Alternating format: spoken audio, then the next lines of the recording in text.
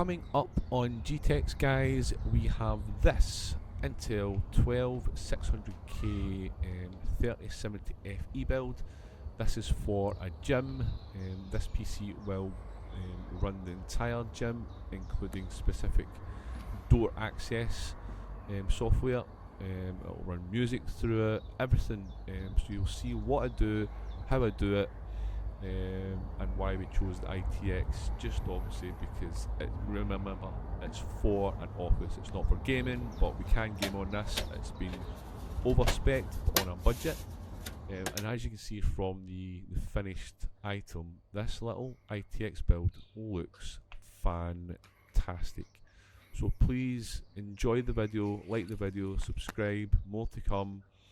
And yeah, we will see you in the next one, so please enjoy. Well, welcome back to the channel, guys. It's another weekend here in sunny Scotland. So this is the well awaited, promised PC build for my friend's gym. So we will quickly go through the parts and then we will crack on with it. Hopefully it doesn't take us that long. So yeah.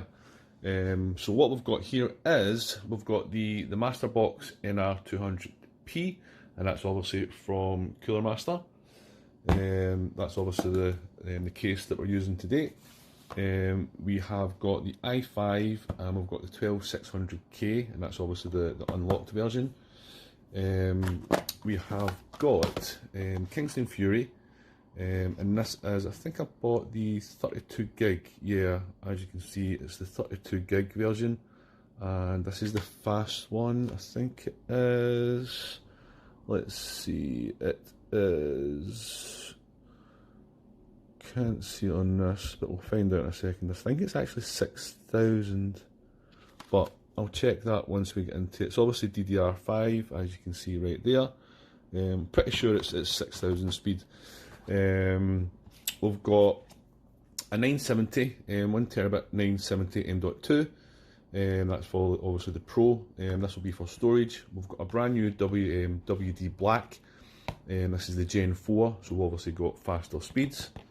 We've got a thermaltake ITX PSU, and that is the 750 watt version, so that'll be plenty as the CPU will be underclocked.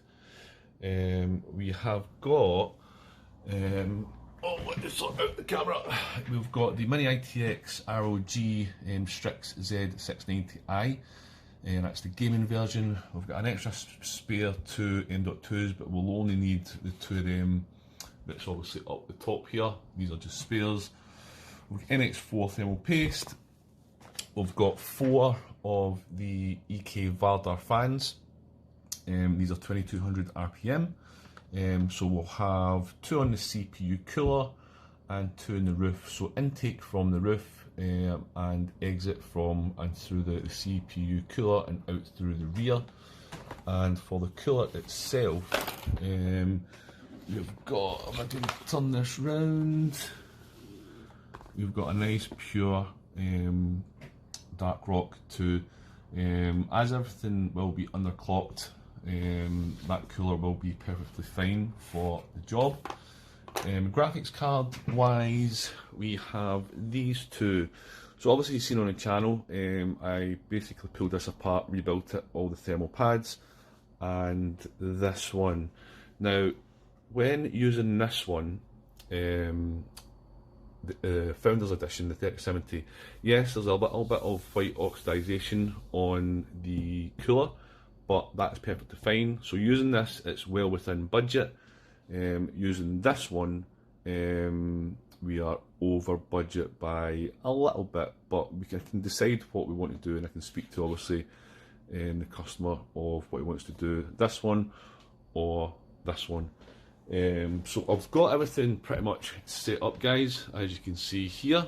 We've got the little camera for above, we've got the G7 above that, we've got OBS open.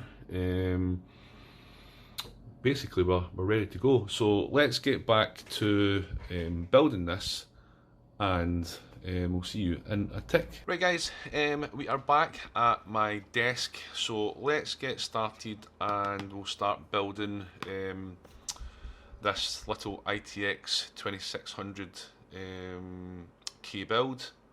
So yeah, it's going to be a good one, so I'll try and explain as I go along the parts that I'm using and why, but the main bit obviously is going to be the CPU, the board, and what GPU I'm going to be using.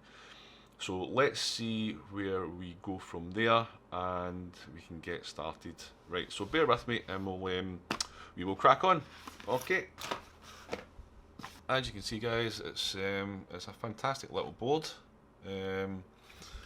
We've got, oh actually we don't. So I actually thought there was an M.2 on the back, which is obviously now changed.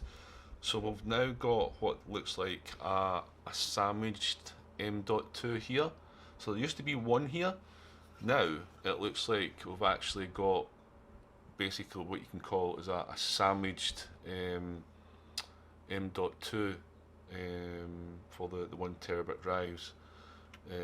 So let's get all this pulled apart. We'll get the drives popped in, and then we'll get the the CPU in as well. Let's just open this.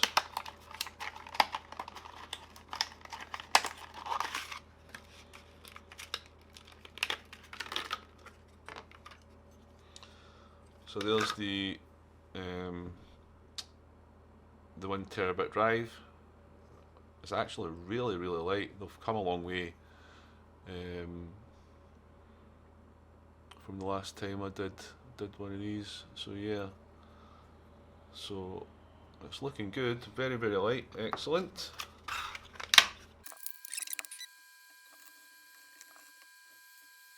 Yeah, so look at this.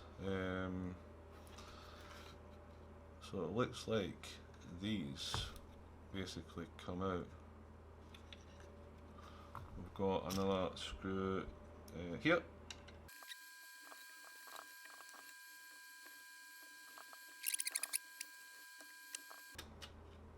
There we go guys.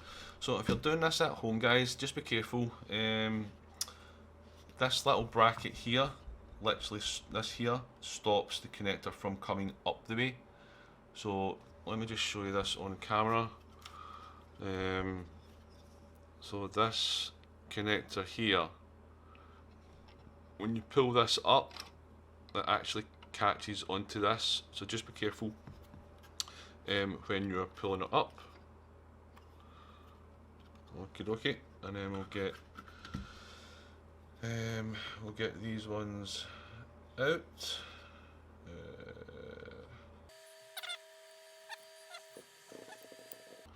And this has obviously not got the screw on it now guys, it's literally got the little lever that you can go back and forward to lock it into place, which is even better.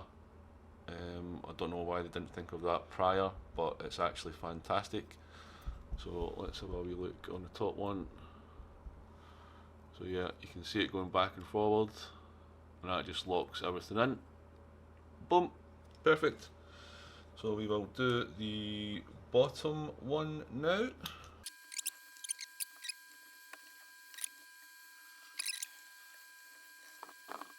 The second part back in guys, it's basically like a sandwich. Try and get this on camera. As you can see there, it literally just slots in. I don't know if you can see that. I need to get some better stuff. So right there, you can see it kicking in, so it literally just drops in there.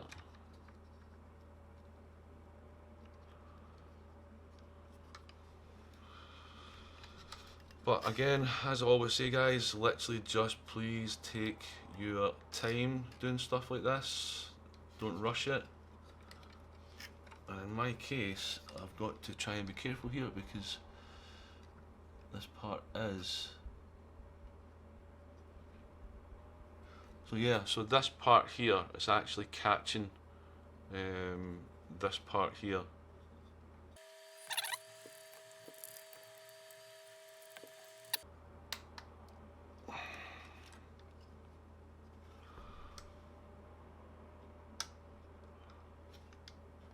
Perfect, guys. So that's the connector in. Boom. Zip it. Once we're here, we will put this little connector back on also. In fact, we'll just leave that. We will lock it into place first. Okay, so let's lock this all into place.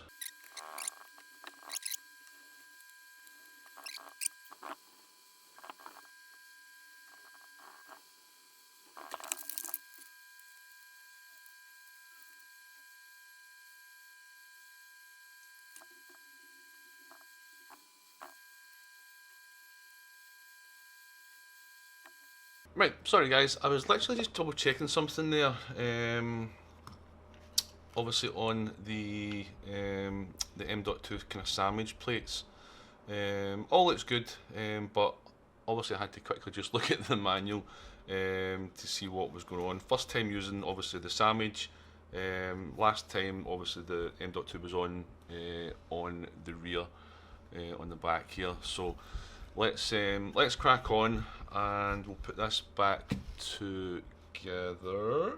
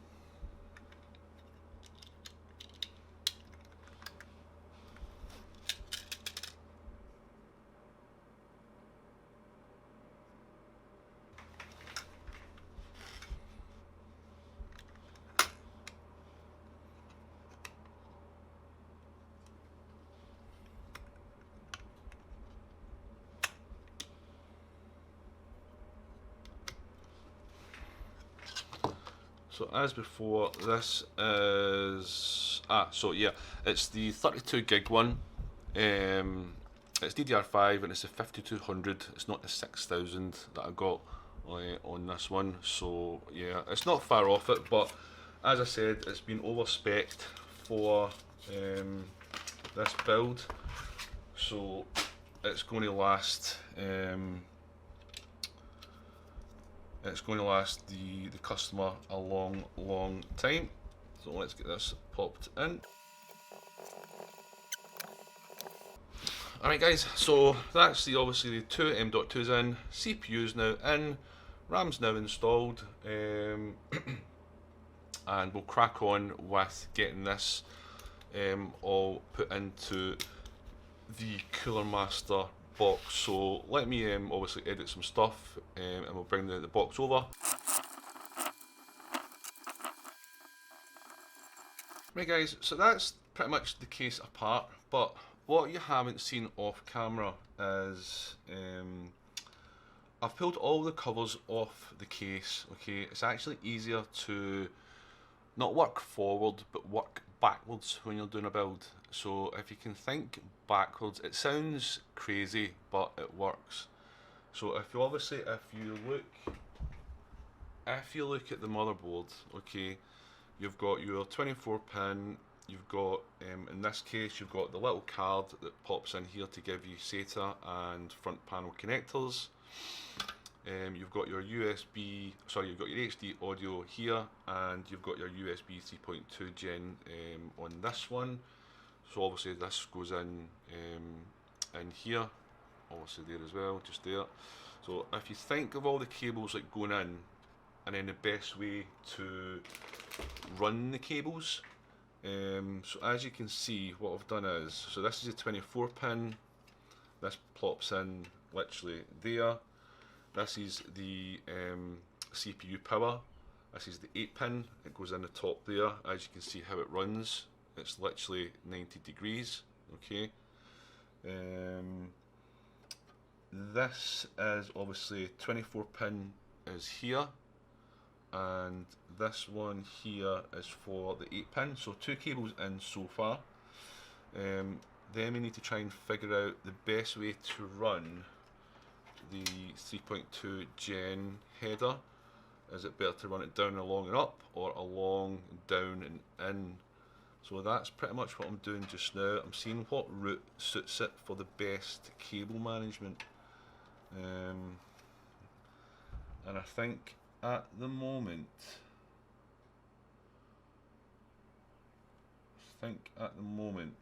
these cables are going to interfere with the GPU. So what I might have to do is flip this round so that the cables are at the top, so that these don't interfere. Yeah, that's what I'm going to do. So yeah, it's easier to work backwards than it is going forwards. So let me flip this round, guys, and we'll continue. Right, magnetic.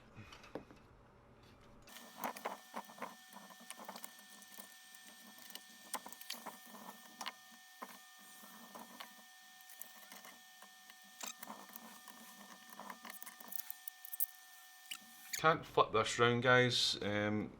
You've got the 2 catches at the top that are just not allowing it to be flipped round. So it's just a case now of having to sort out the cable management down and bottom. And I just do not like bad cable management. There's just no need for it. If you just take your time and have a play about what position suits best, etc., you find obviously your cable management is pretty much up there with the best of them.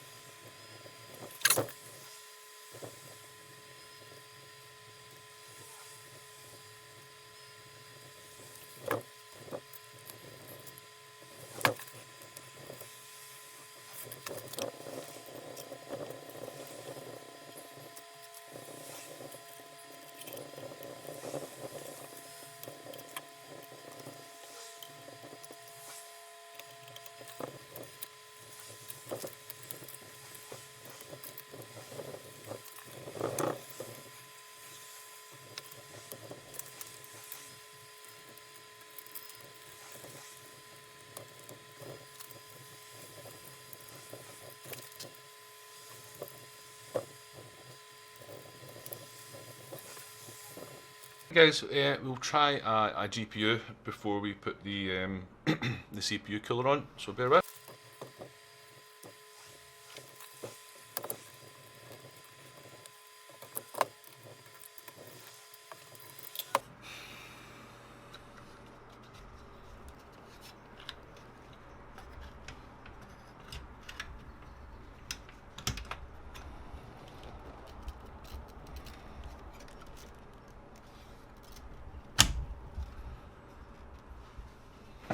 There we go, guys. I think we've found a winner when it comes to the GPU. I think the other one's going to be too big.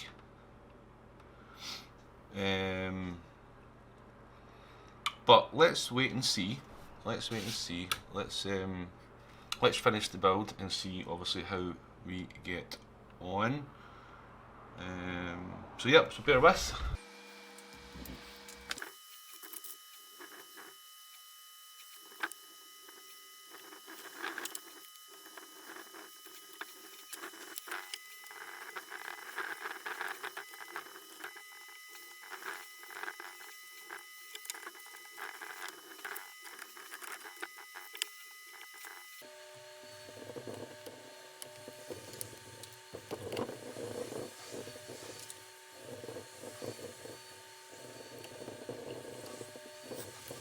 So we're just trying to figure out how to put this hard drive in, guys.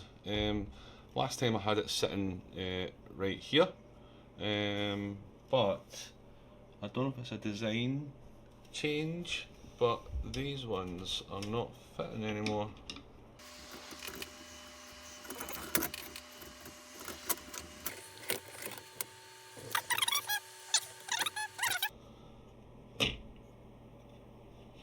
Let's see what we can figure out. Right, guys, I'll show you what I've done in a second. I'm now at the point where I've actually figured out how I'm going to mount this. So I'll show you what I've done after I do this little bit. So what I've done is I've taken like the bottom part off. That's literally just one screw at this end. Put a little bit of Velcro on here. I was going to put fans on here, but I decided not to. The intake's going to be enough for what this is needed for, but if need be I can put a fan on this side, but in theory what do you call it, I can put one here with the cradle obviously on that side. But let's get this mounted. Basically I'm going to mount this like this, and it will give me enough clearance to put some screws in, as well as get the connectors in. So we're going to go about here, and then that should give us enough clearance to pop some screws in.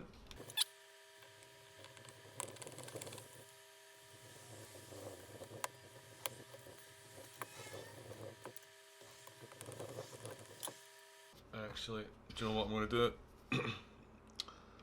I'm going to take these off. I do not need them.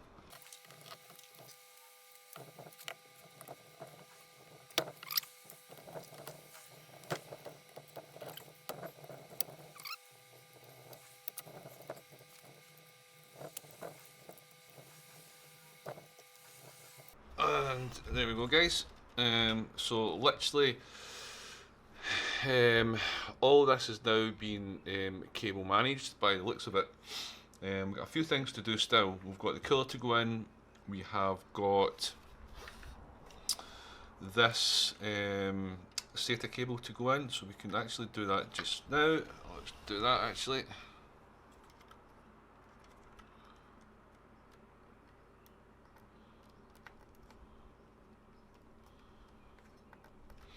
There we go.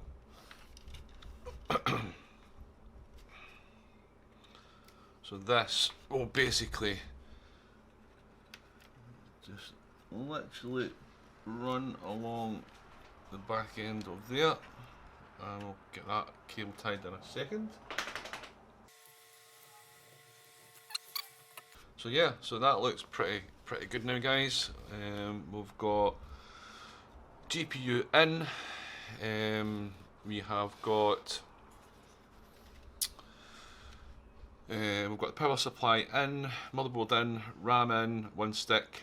I did put the clips in for the cooler on the back, as you can see here. So this is in and sturdy. That's all good.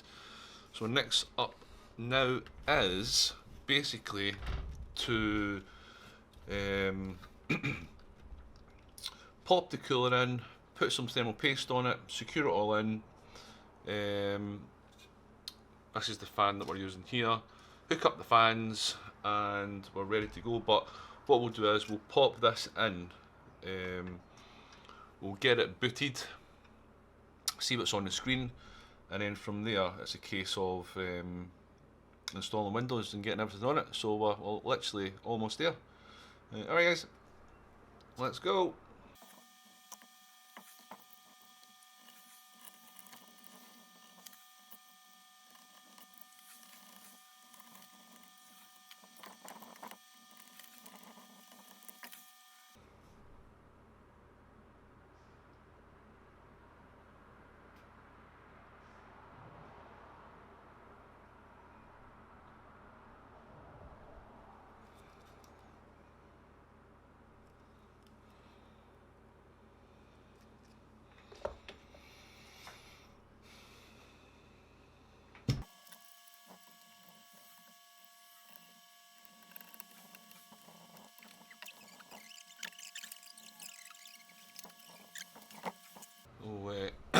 We'll go and see if this works now, guys.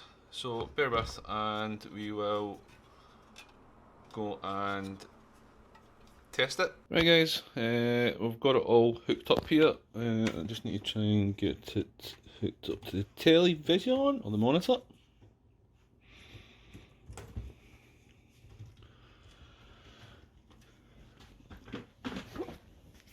And let's see if this posts. Oops.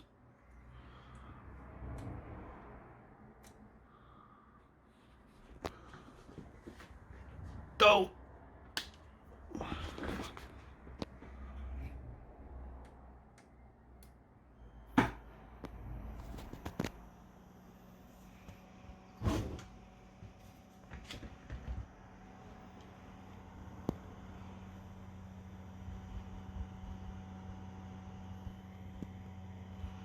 Fans are spinning on the GPU. You guys can't see that, but they are spinning. All good. And do we get a post?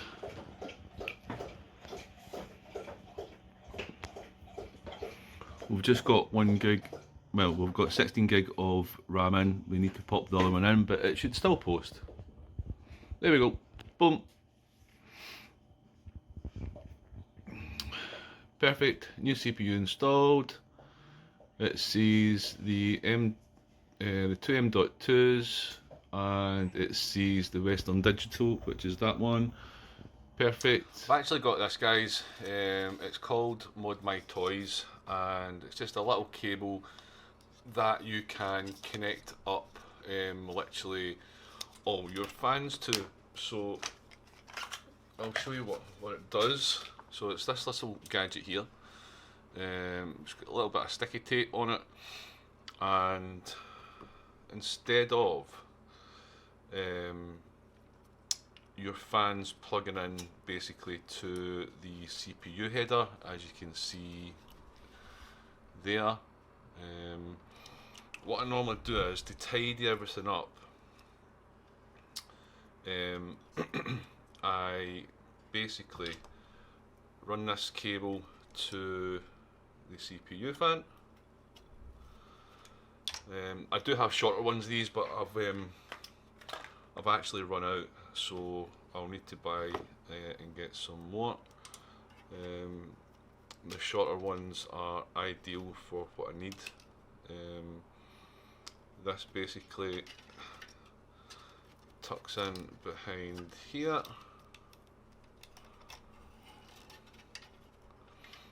Okay, runs behind the board,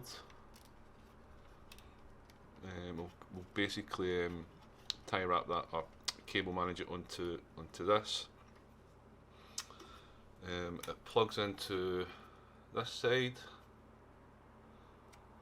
and then from there we can plug in all our fans. So it looks like I'm going to be running it's either going to be 3 or 4 on this little build.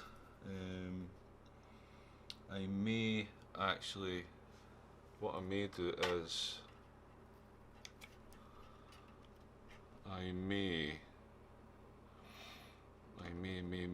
let's see.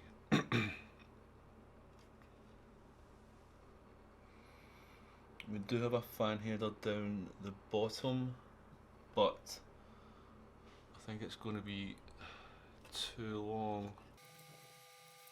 So I think what I'm going to do is I'm going to do this another way. We'll plug this one into the CPU fan, and then the other 2 fans or 4 fans that I've got maybe coming in, we'll use the little extender, and I'll show you how that actually works. Right, so let's leave that there just now. We'll start on the fans.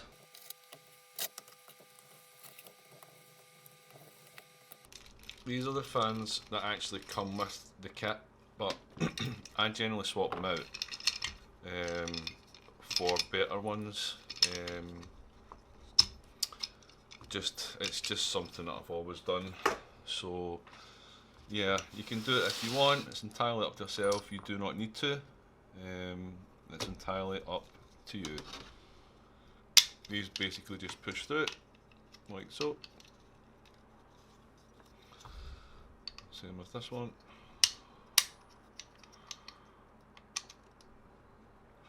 And this one. And then from there, they basically pop into these 2 holes here. So these ones and these ones, they'll actually just pop in.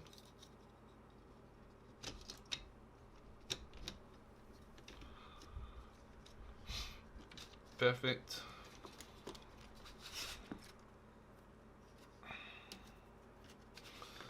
And then you can put the grill back on if you wish. It's entirely up to you. Oh, actually, no, I've done it the wrong way. I need to turn this round.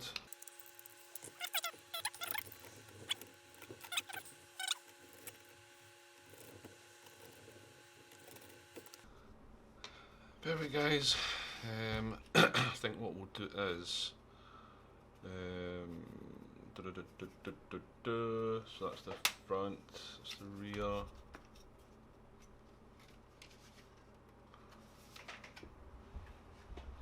I'm just trying to figure out where to put the little connector for these intake fans. So I could literally stick it here, but I don't know if I've got room. I think I do. Let's find out.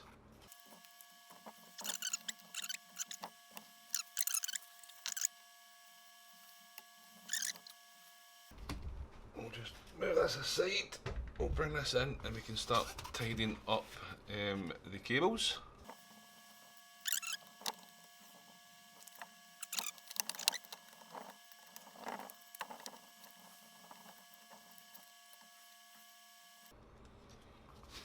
I decided to put this on the side of the fan, guys. It's literally like all our devices that are out at the moment, but you can actually put these anywhere. You can move them, you can adjust them. They're very, very handy. Plus, they're only a couple of quid, so get some. They're very, very good to have.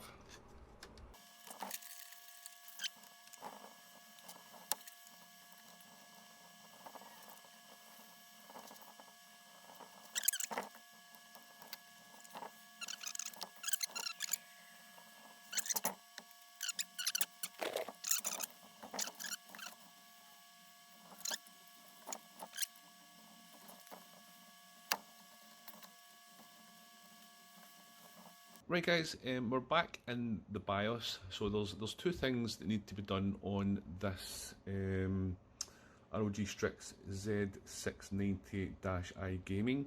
The main two are going to be the BIOS version here, and this is obviously low level, this is 0702, and the management engine firmware version, which is this one. I've already done this one already. Basically, the way I do it is you install a copy of Windows 11 or Windows 10, it doesn't matter which drive it's on. You do the updates from Microsoft, let them run, let them all install, and then from there you basically go and download your management where are we? Your management tool from here. It's this one here you need. So this is the latest one here, is the 2020. That's the one that's already installed.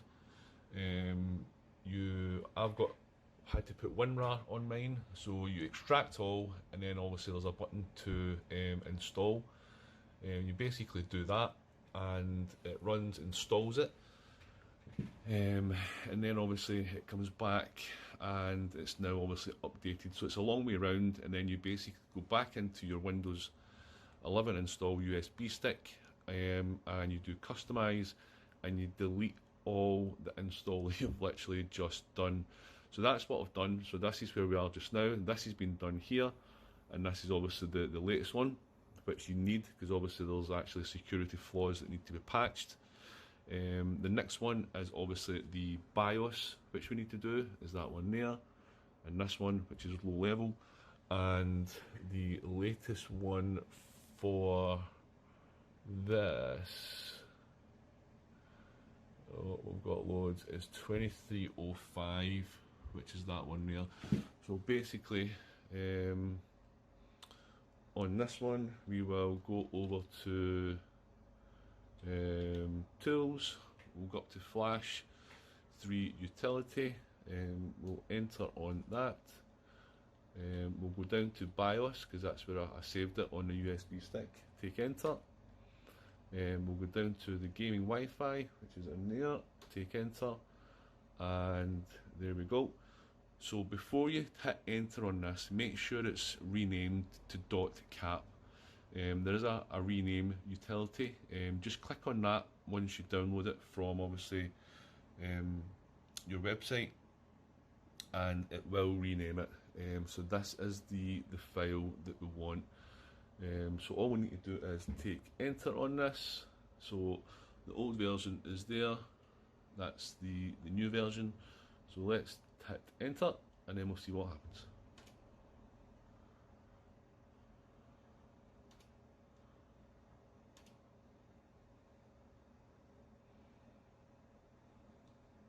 Yes I do. And there we go guys, it's reading the BIOS, so we'll let this run.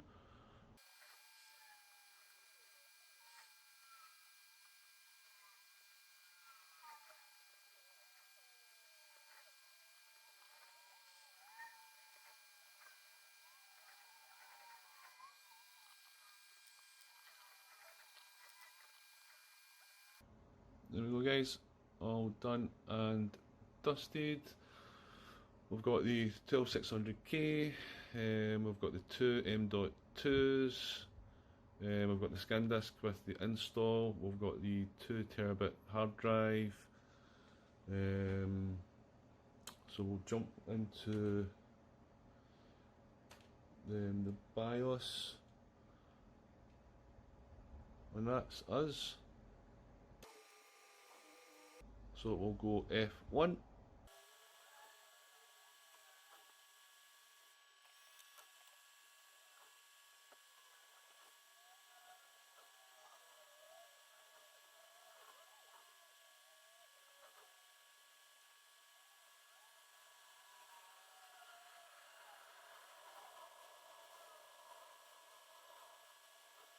Boom, and there we go guys, we are back into the BIOS. Going by this count, It took about 17 minutes to do that. That was just the BIOS only. It wasn't including the management engine firmware. So it was about 17 minutes, give or take. But I'll double check that when I start to edit it, and I'll put it on the screen. So yeah, so as we can see, it's no longer 07. This is now 2303, which is the newest version as of today's date. And obviously we've got the BIOS version here. It shows you the version there, and then we've got the management engine firmware version, and then obviously this is the latest one as well. So now all I need to do, guys, is install Windows.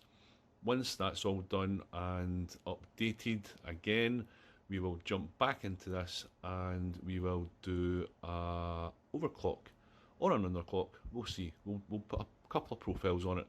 Right, guys, so we will see you in a bit. Right, guys, we are back now, so we're booting into the BIOS, as you can see. So that's us into the BIOS. I have been doing some testing. The overclock has now been set up. So let me show you quickly what I've done. But remember, this will be for this PC build, not for everyone else's.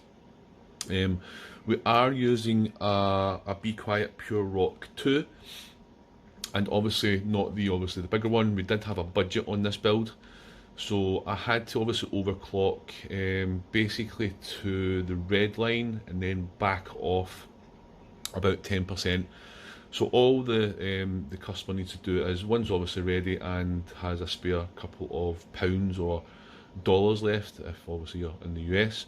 You would need to obviously change the bequiet Pure Rock 2 to either a beefier cooler and or a AIO, just a little, either 240 or 280, and we get the maximum out of this.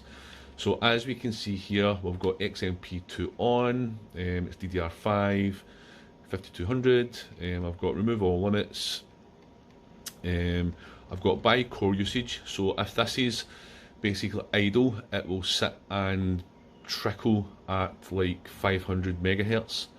If he is going to use it full pelt, it will go 49 gig on the first two cores, 48 and 47, and then down on the E cores we've got it to 40. But if we actually go into the efficient core, it's actually set at 38. Other than that, there is a few things that I won't really go into. I've obviously set the adaptive mode here, and that's plus. I did have this at 1.39, but I managed to get it down to 1.36, so yeah, a little bit of an underclock on the voltage. What else did we do? We did, obviously all in here you've got PC, you've got PC storage, PCH configuration, all this is set up, NVMe, etc. We don't really need that. Monitor, I've actually saved all this in the user profiles under here. I did have one stable at 5 gig, as you can see in profile 1. Profile 2 and 3 were testing purposes. They are actually all stable, perfectly fine, but they are running a little bit high on the first two P cores, which is about anywhere between 90 and 98, and I don't like that. So the profile 4 that we're on just now is, don't worry about the name, I need to change that. So what we'll do is we will name it to 49 gig. Oh, oops. Let's go back. We'll name this to, we'll go 49G on the P and 38 on the E core. We'll save that to profile 4, save, and what we'll do is I'll rename this to use this one only. Once I'm ready to give it back to the customer. This is just obviously for myself. All the other ones I'll probably keep 2, and the other ones I'll just set back to load and stock defaults. So yeah, that's it guys. Let me save this and boot this up, and then we will show you the benchmarks running on this, not the benchmarks, but using the Intel stress test to show you guys that it's actually running perfectly fine. So bear with us guys, let's this just boot up. We'll start launching. So this is the software that I use to control the fans and to monitor all temperatures. As you can see, it's sitting at a nice chilly 21, 20, 22 degrees. It'll sit like that all day long, not doing anything, just on idle. We'll bring that down here. What we want to do is local detects in there, that one. So this is what I use to basically stress test a lot of my stuff, and it works absolutely fantastic. It's, to be honest, these are the Intel and Cinebench are the main two. I've put a slight clock on the graphics card, but it's only plus 50 and plus 25 on that. Just a slight overclock. It's not really used for gaming, this one, but it can be if and when it needs. So let me just get rid of these, and then what I'll do is I'll show you what we've achieved. So we need that. We need to get rid of the voltages. We want the temperatures, fans off, utilization off, we want voltages up. So yeah, so if you look at this guys, bring this down here, bring that here. We're sitting at a nice chilly 18, 2021, so these are fantastic just for a little cooler, and we're sitting at 800 megahertz, 500, sometimes it will jump up, but on the P core, so 1 to, I think it's 1 to 6, maybe 1 to 5 will be your highest ones, and then the E core will be your 38. So what we'll do is we will set this at, we'll go standard, and we'll just do 2 passes on this. We'll show you how quick it is, and then we'll do one at the very high and then custom, and then we'll see this. Alright guys. Anyway guys, just like that, boom, straight away, easy peasy. I was so quick I didn't even get the maximum temperature. So the max was 33. No, actually the max was 66. So let's do this again on very high. We'll do 2 passes. So watch this here, and obviously watch on the left hand side here as well. The package temperatures on the P and the E on this side. So watch this. So as you can see, this will boost up to 47 all the way down to P core 5, and then 38 as the E cores, which obviously will set up as, and this is what we want. So this will work all day at these temperatures, sitting at a nice chilly speed here. 74. If and when I overclock this too high, I've had in the hundreds. So basically anywhere between 55 and in the 70s, high 70s are absolutely fine. So right now we're sitting at 46. This is the max temperature here, and we're running at 47, 4.7 gig on the P cores and 3.8 on the E cores. Now these can go up to 5 gig on, and even 5.4 gig on the P, and 4 gig on the E core, but it's the actual cooler that's holding us back here. Everything's set up perfectly fine. So obviously once the user gets a new cooler, he can ramp this puppy right up. There we go, boom, easy peasy. So that's that one done on very high. So what we'll do is we will run this on maximum for 1. Now remember guys, I've done a lot of testing on this, and I know this works. I'm literally just showing you guys what comes up. So this will take about 6-7 minutes on maximum. So we'll start this one and we'll let it run, and you can guys see it working away. Alright guys. So guys, just a little bit of a voiceover at this point. I managed to set the overclock to 4.7 on the P core and 4.0 on the E core. So this is all stable, it works perfectly. Temperatures are absolutely bang on. Max is about 66. So yeah, after a little bit more tweaking, that's where we're sitting at. But make sure you sit, have patience with yours, and then go from there. Alright guys, back to the video.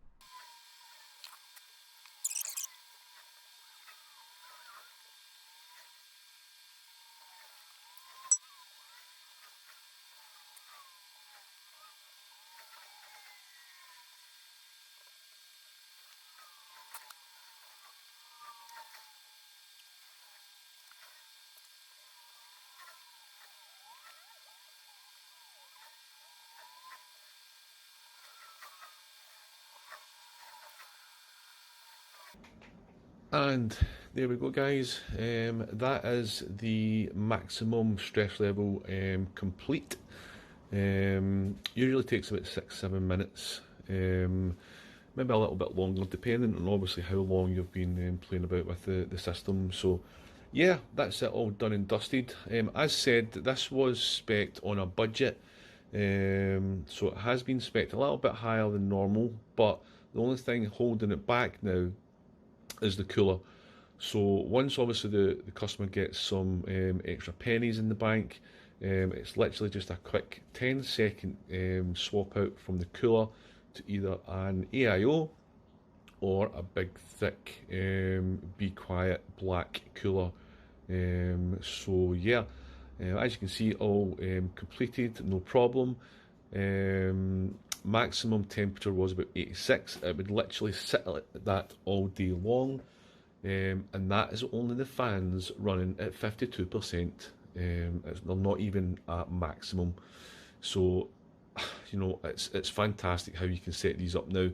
Any other time now, it'll literally just sit at idle for office work, and when the user wants to use it for something else, it will rock it up to its maximum potential, and then from there, as you can see, the temperatures just literally just drop down, and this is on idle.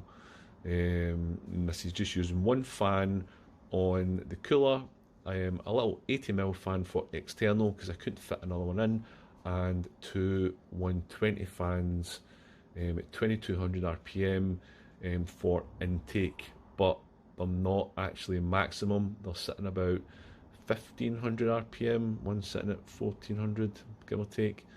So yeah, that's it guys. Just want to double check something